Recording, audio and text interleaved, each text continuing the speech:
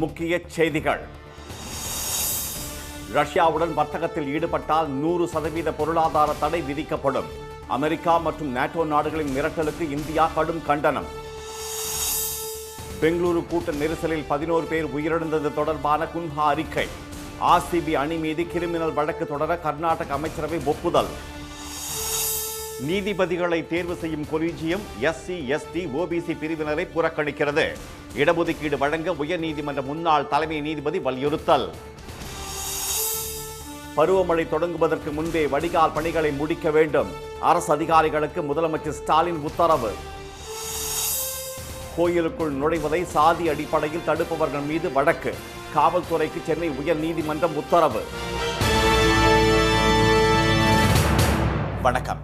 வணக்கம். ரஷ்யாவுடன் வர்த்தகத்தில் ஈடுபட்டால் 100% பொருளாதார தடை விதிக்கப்படும் என்று அமெரிக்கா மற்றும் நேட்டோ நாடுகள் விடுத்த மிரட்டலுக்கு இந்தியா கடும் கண்டனம் தெரிவித்துள்ளது. உக்ரைனுடனான போரை முடிவுக்கு கொண்டுவர அமெரிக்க அதிபர் ட்ரம்ப் பல்வேறு முயற்சிகளை மேற்கொண்டு வருகிறார். ஆனால் உக்ரைன், அமெரிக்கா உள்ளிட்ட நாடுகள் விதிக்கும் நிபந்தனைகளை ரஷ்ய அதிபர் புதின் ஏற்க மறுத்து வருகிறார்.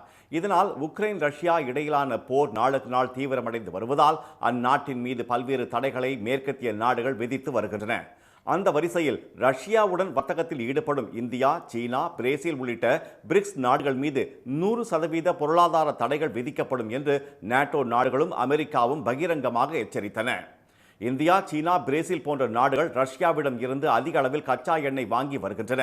இந்தியாவின் கச்சா எண்ணெய் இறக்குமதியில் 0.2% மட்டுமே கடந்த 2022 ரஷ்யாவிடம் இருந்து இறக்குமதி செய்யப்பட்டது. அது தற்போது 35% அளவுக்கு அதிகரித்துள்ளது. ரஷ்யாவுக்கு அடுத்ததாக ஈராக், சவுதி அரேபியா, ஐக்கிய அரபு எமிரேட்ஸ் ஆகிய நாடுகளிடம் இருந்து இந்தியா அதிக அளவில் கச்சா எண்ணெயை இறக்குமதி செய்து வருகிறது. அமெரிக்காவின் மிரட்டலால் கச்சா எண்ணெய் இறக்குமதி வெகுவாக பாதிக்கப்படும் என்று எதிர்பார்க்கப்பட்டது. இந்நிலையில் டெல்லியில் நடைபெற்ற நிகழ்ச்சி ஒன்றில் பேசிய பெட்ரோலியத்துறை அமைச்சர் திரு ஹர்தீப் சிங் பூரி, ஒரு குறிப்பிட்ட நாட்டில் இருந்து கச்சா எண்ணெய் வாங்க முடியாத நிலை ஏற்படுமானால் அடுத்த நாட்டிடம் இருந்து பெறுவோம் என்றால், அங்கிருந்தும் இறக்குமதி செய்ய முடியாத நிலை ஏற்பட்டால் வேறொரு நாட்டிடம் இருந்து கச்சா எண்ணெயை வாங்குவோம் என்று திரு ஹர்தீப் சிங் பூரி தெரிவித்தார். In February 2022, when the military conflict between Russia and the Ukraine commenced, we were buying, if I remember, 0.2% of our overall crude from the Russian Federation. During this period, India has diversified the sources of supply, and we have gone, I think, from about 27 countries that we used to buy from to about 40 countries now. இந்த விவகாரம் தொடர்பாக கவலை கொள்ள தேவையில்லை என்றும், எது நடந்தாலும் அதனை எதிர்கொள்ள இந்தியா தயாராக உள்ளதாகவும் பெட்ரோலியத்துறை அமைச்சர் கூறினார்.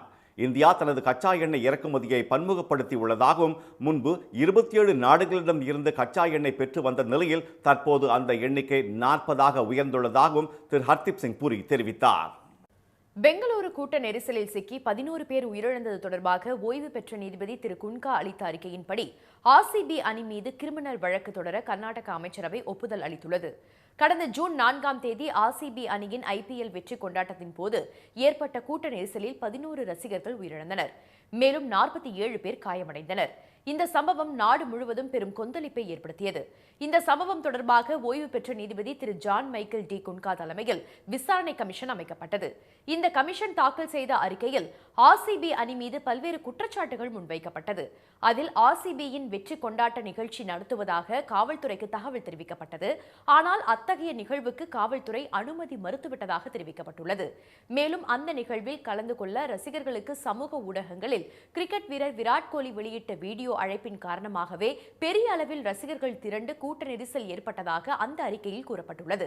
நிகழ்ச்சிக்கு அனுமதி இலவசம் என்று விளம்பரம் செய்யப்பட்டதால் சின்னசாமி மைதானத்தின் முன் லட்சக்கணக்கானோர் திரண்டதால் கூட்டம் கட்டுக்கடங்காமல் ஏற்பட்டதாக அந்த அறிக்கையில் தெரிவிக்கப்பட்டுள்ளது. மைதானத்தின் நுழைவு வாயில்கள் சரியான நேரத்தில் திறக்கப்படாததும் கூட்ட நெரிசலுக்கு காரணம் என்றும், ஆர்சிபி அணி நிர்வாகம், நிகழ்ச்சிக்கு ஏற்பாடு செய்த டிஎன்ஏ நிறுவனம் மற்றும் கர்நாடக மாநில கிரிக்கெட் சங்கம் இடையே முறையான ஒருங்கிணைப்பு இல்லாததால் இந்த அசம்பாவிதம் நடந்தது என அறிக்கையில் சுட்டிக்காட்டப்பட்டுள்ளது. இதையடுத்து நேற்று பெங்களூருவில் கூடிய அமைச்சரவை கூட்டத்தில் ஓய்வு பெற்ற நீதிபதி குன்கா அளித்த அறிக்கையின்படி ஆர்சிபி மற்றும் கர்நாடக கிரிக்கெட் சங்கம் மீது கிரிமினல் வழக்கு பதிவு செய்ய ஒப்புதல் வழங்கப்பட்டுள்ளது. பட்டியலினத்தவர், பழங்குடியினர் மற்றும் பிற்பட்ட சமூகத்திற்கு குறிச்சியம் அமைப்பு நியாயமற்றதாக செயல்படுவதால் நீதித்துறையில் இடஒதுக்கீடு அவசியம் என உயர்நீதிமன்ற முன்னாள் தலைமை நீதிபதி வலியுறுத்தியுள்ளார். மத்திய பிரதேச தலைநகர் போபாலில் டோமா எனப்படும் பட்டியலினத்தவர், பிற்படுத்தப்பட்டோர், சிறுபான்மையினர் மற்றும் ஆதிவாசிகள் கூட்டமைப்பு சார்பில் மாநாடு ஒன்று நடைபெற்றது.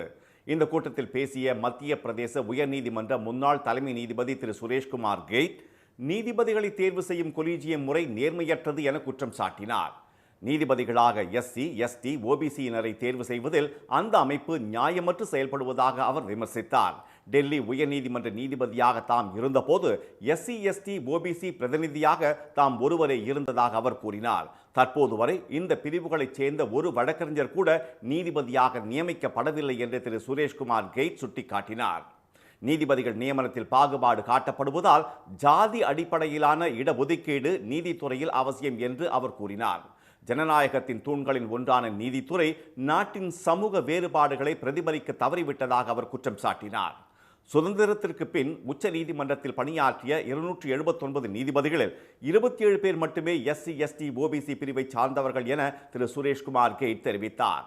உச்ச நீதிமன்றத்தில் தலைமை நீதிபதி திரு கவாய் உள்பட 8 நீதிபதிகள் எஸ்சி, எஸ்டி, ஓபிசி பிரிவை சேர்ந்தவர்களாக இருந்த போதிலும் இந்த பிரிவை சார்ந்த ஒரு வழக்கறிஞர் கூட அங்கு இல்லை என அவர் சுட்டிக்காட்டினார். மத்திய பிரதேச மக்கள் தொகையில் எஸ்சி, எஸ்டி பிரிவினர் மட்டும் 37% என மக்கள் தொகை கணக்கெடுப்பில் தெரிவிக்கப்பட்டுள்ள நிலையில் இந்த சமூகங்களைச் சேர்ந்த ஒரு வழக்கறிஞர் கூட நீதிபதியாக நியமிக்கப்படவில்லை என அவர் கூறினார்.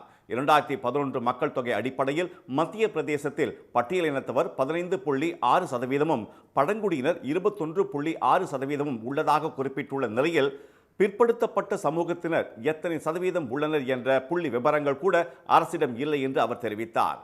இந்த நாடு ஒரே சமூகத்தை கொண்டதாக இல்லை என்றும் அனைத்து தரப்பினருக்கும் விகிதாச்சார அடிப்படையில் இடஒதுக்கீடு வழங்க வேண்டும் என்றும் திரு சுரேஷ்குமார் கெய்ட் வலியுறுத்தினார். நாடு முழுவதிலும் உள்ள உயர் நீதிமன்றங்களில் எஸ்சி, எஸ்டி, ஓபிசி பிரிவினர் 16% மட்டுமே உள்ளதாக கூறிய அவர் இது குறித்து குரல் எழுப்பாவிட்டால் இதே நிலைதான் தொடரும் என்றும் எச்சரித்தார். பருவமழை காலம் தொடங்குவதற்கு முன்பே மழைநீர் வடிகால் பணிகளை விரைந்து முடிக்குமாறு அதிகாரிகளுக்கு முதலமைச்சர் திரு மு.க. ஸ்டாலின் உத்தரவிட்டுள்ளார். சென்னை தலைமைச் செயலகத்தில் நகராட்சி நிர்வாகம் மற்றும் குடிநீர் வழங்கல் துறையின் ஆய்வுக் கூட்டம் திரு ஸ்டாலின் தலைமையில் நேற்று நடைபெற்றது. அப்போது தமிழ்நாட்டில் உள்ள 25 மாநகராட்சிகள், 144 நகராட்சிகளில் மேற்கொள்ளப்படும் அடிப்படை பணிகள் குறித்து கேட்டறிந்த அவர் குடிநீர் மற்றும் பாதாள சாக்கடை பணிகளை விரைந்து முடிக்குமாறு உத்தரவிட்டார். விதிகளுக்கு புறம்பாக அமைக்கப்பட்டிருக்கும் வேக தடைகளை முறைப்படுத்த வேண்டும் என்றும் சாலை விளக்குகள், நடைபாதைகள் சீரமைக்க வேண்டும் என்றும் அவர் வலியுறுத்தினார். தேவையான இடைவெளியில் மக்களுக்கு குடிநீர் விநியோகம் மேற்கொள்ளப்பட வேண்டும் என திரு ஸ்டாலின் கேட்டுக்கொண்டார். வடகிழக்கு பருவமழை காலம் தொடங்குவதற்கு முன்பே அனைத்து பணிகளையும் முடிக்க வேண்டும் என்றும் மழைநீர் வடிகால்கள் சுத்தம் செய்து நீர் வெளியேற வழி ஏற்படுத்த வேண்டும் என்றும் அவர் வலியுறுத்தினார். சாதி அடிப்படையில் கோயிலுக்குள் நுழைவதை தடுப்பவர்கள் மீது வழக்கு பதிய வேண்டும் என காவல்துறைக்கு சென்னை உயர்நீதிமன்றம் உத்தரவிட்டுள்ளது. அரியலூர் மாவட்டம் புதுக்குடியில் அய்யனார் கோயிலில் பட்டியல் இனத்தவர்களால் நிறுவப்பட்ட சாமி சிலைகளை ஒரு பிரிவினர் இடித்து விட்டதாகவும், கோயிலுக்கு வெளியே இரும்பு கேட்டுக்கு பின்னால் இருந்தே தரிசனம் செய்ய பட்டியல் இன மக்களுக்கு அனுமதி வழங்கப்படுவதாகவும் வெங்கடேசன் என்பவர் சென்னை உயர்நீதிமன்றத்தில் மனு தாக்கல் செய்திருந்தார். ஜூலை 31ஆம் தேதி வரை நடைபெறவுள்ள கோயில் தேர் திருவிழாவில் பட்டியலின மக்கள் பங்கேற்கவும் கோயிலுக்குள் சென்று வழிபடவும் உத்தரவிட வேண்டும் என்றும் அந்த மனுவில் கோரப்பட்டுள்ளது. இந்த வழக்கை விசாரித்த நீதிபதி திரு ஆனந்த் வெங்கடேஷ், சட்டத்தின் ஆட்சி நடக்கும் நாட்டில் சாதி ரீதியிலான பாகுபாட்டை அனுமதிக்க முடியாது என்று கூறினார். புதுக்குடி அய்யனார் கோயிலுக்கு பட்டியலின மக்கள் செல்வதை யாரும் தடுக்கவில்லை என்பதை உறுதி செய்ய வேண்டும் என அரியலூர் மாவட்ட காவல் கண்காணிப்பாளருக்கு அவர் உத்தரவிட்டார். கோயிலில் அனைத்து தரப்பு மக்களும் தரிசனம் செய்வதையும் விழாக்களில் பங்கேற்பதையும் உறுதி செய்ய வேண்டும் என மாவட்ட காவல் கண்காணிப்பாளருக்கும் வருவாய் கோட்டாட்சியருக்கும் நீதிபதி உத்தரவிட்டுள்ளார். பல்வேறு தலைவர்களின் நீண்ட போராட்டத்திற்கு பின் இயற்றப்பட்ட ஆலய நுழைவு சட்டத்தை அமல்படுத்த வேண்டியது அதிகாரிகளின் கடமை என குறிப்பிட்ட நீதிபதி திரு ஆனந்த் வெங்கடேஷ், சாதி அடிப்படையில் கோயிலுக்குள் நுழைவதை எவரேனும் தடுத்தால் அவர்களுக்கு எதிராக வழக்கு பதிய வேண்டும் என காவல்துறைக்கு உத்தரவிட்டார். ஆகாஷ் பிரைம் வான் பாதுகாப்பு பிருத்வி 2 மற்றும் அக்னி 1 ஏவுகணைகளை இந்தியா வெற்றிகரமாக சோதனை செய்தது. பாகிஸ்தான், சீனா, வங்கதேசம் உள்ளிட்ட அண்டை நாடுகளின் அச்சுறுத்தல்களை சமாளிக்க ராணுவத்தின் பலத்தை மத்திய அரசு அதிகரித்து வருகிறது. அந்த வரிசையில் ஆபரேஷன் சிந்தூரில் சீனா மற்றும் துருக்கி நாடுகளின் ட்ரோன்கள் மற்றும் ஏவுகணைகளில் இருந்து பாதுகாத்த ஆகாஷ் பிரைம் வான் பாதுகாப்பை மேலும் வலுப்படுத்த மத்திய அரசு முடிவு செய்தது. அதன்படி இந்திய ராணுவம் ஆகாஷ் பிரைம் வான் பாதுகாப்பு அம்சத்தை நேற்று பரிசோதித்தது. 15,000 அடி உயரத்தில் உள்ள லடாக்கில் இருந்து இந்த சோதனை வெற்றிகரமாக நடத்தப்பட்டது. அனைத்து காலநிலைக்கும் இது ஏற்றதாக அமையும் என்றும் இது போர் விமானங்கள், ட்ரோன்கள், ஆளில்லா விமானங்கள், ஹெலிகாப்டர்கள் மற்றும் குரூஸ் ஏவுகணைகளை இடைமறித்து தாக்கி அழிக்கும் திறன் கொண்டது என்றும் பாதுகாப்புத்துறை தெரிவித்துள்ளது. 25 முதல் 35 கிலோமீட்டர் தொலைவில் உள்ள இலக்கை துல்லியமாக தாக்கி அழிக்கும் என்றும் அதேபோல ஒலியை விட 2.5 மடங்கு வேகத்தில் இது பயணிக்கும் என்பதால் இலக்குகள் தப்பிக்க வாய்ப்பு குறைவு என்றும் ராணுவ அதிகாரிகள் தெரிவித்தனர். இதற்கிடையே ஒடிசா கடல் பகுதியில் இருந்து பிருத்வி 2 மற்றும் அக்னி 1 ஏவுகணைகள் வெற்றிகரமாக சோதனை செய்து பார்க்கப்பட்டது. அப்துல் கலாம் தீவில் இருந்து அக்னி 1 ஏவுகணை ஏவப்பட்ட சிறிது நேரத்தில் சந்திப்பூரில் உள்ள ITR-இன் ஏவுதளத்தில் இருந்து பிருத்வி 2 ஏவுகணை வெற்றிகரமாக சோதனை செய்யப்பட்டது. நிமிஷா பிரியாவை மீட்க அனைத்து சட்ட உதவிகளையும் செய்து வருவதாக மத்திய அரசு தெரிவித்துள்ளது. கேரள மாநிலம் பாலக்காட்டைச் சேர்ந்த செவிலியர் நிமிஷா பிரியா தொழில் நிமித்தமாக ஏமன் நாட்டிற்கு சென்றுள்ளார். அங்கு தமது பாஸ்போர்ட்டை பறித்து வைத்திருந்த தலால் அப்தோ மக்தி என்பவருக்கு மயக்க மருந்து கொடுத்ததால் அவர் பலியானார். 1917ஆம் ஆண்டு நடைபெற்ற இந்த சம்பவத்தில் வழக்கில் நிமிஷா பிரியாவுக்கு ஏமன் நீதிமன்றம் மரண தண்டனை விதித்தது. இதை எதிர்த்து தொடரப்பட்ட மேல்முறையீட்டு மனுக்களும் தள்ளுபடி செய்யப்பட்டன.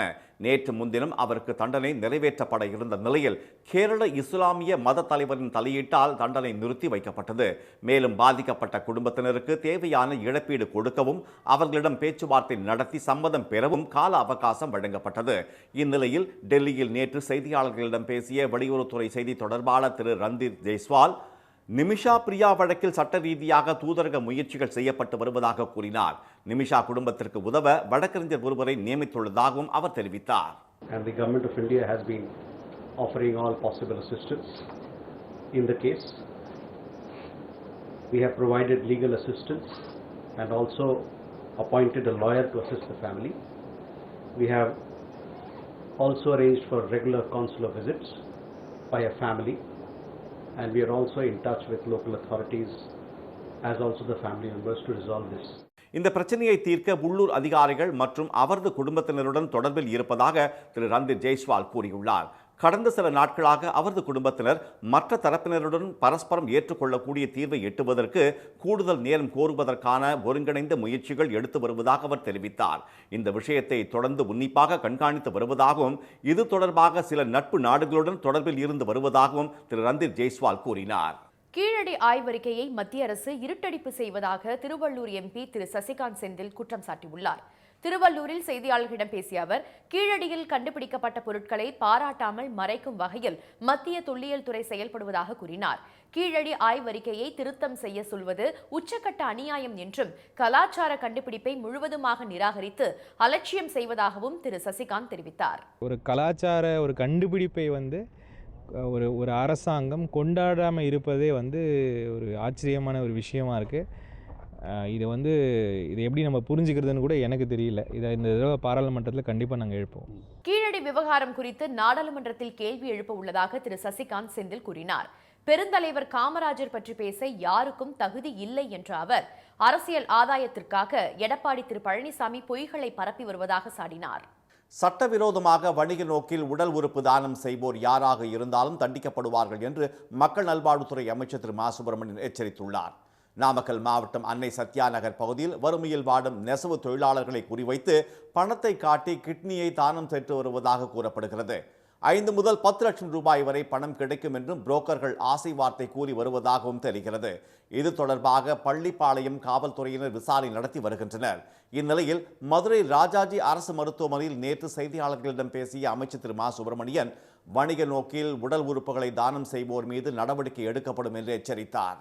இந்த உடல் உறுப்பு தானம் என்பது ஒரு மிகப்பெரிய மனிதநேயம் உள்ள ஒரு நடவடிக்கை.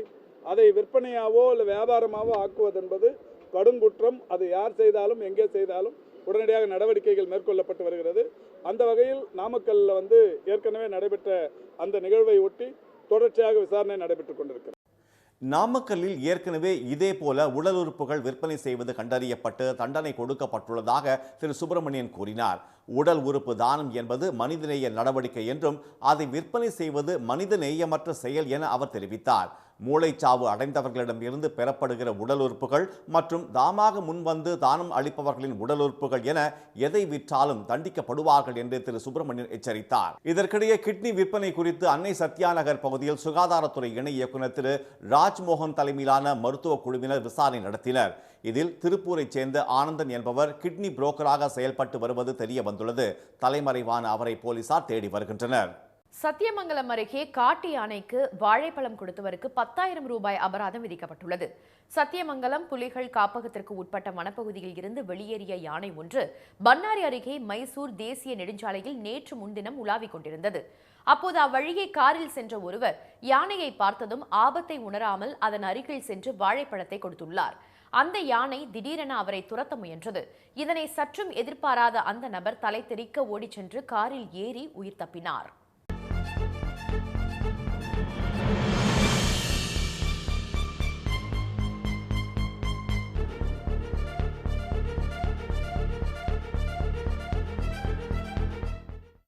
அப்போது இருசக்கர வாகனத்தில் சென்றவர்கள் இந்த காட்சிகளை செல்போனில் படம் பிடித்து சமூக வலைதளங்களில் பதிவிட்டனர்.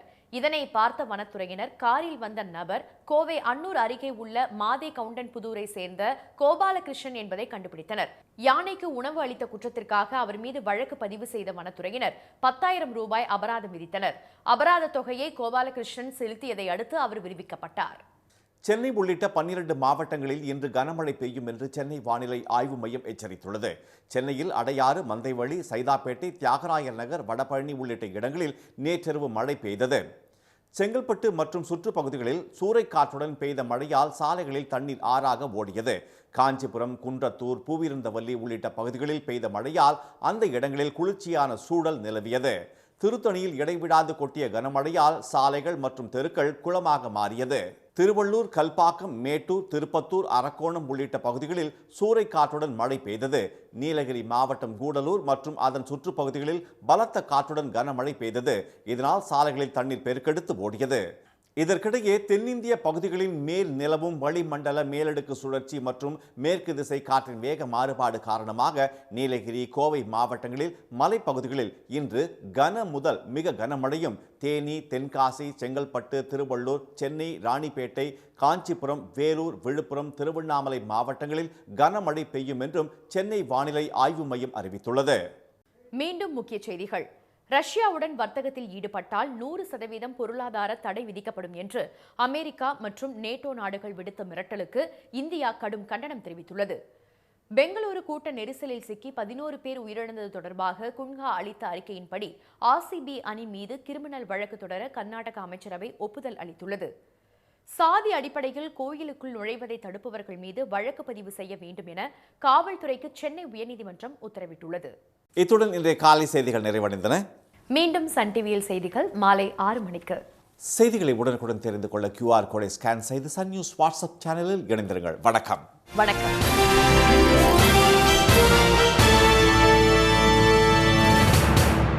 உடனுக்குடன் செய்திகளை தெரிந்து கொள்ள சன் நியூஸ் பெல் ஐகானை கிளிக் பண்ணுங்க.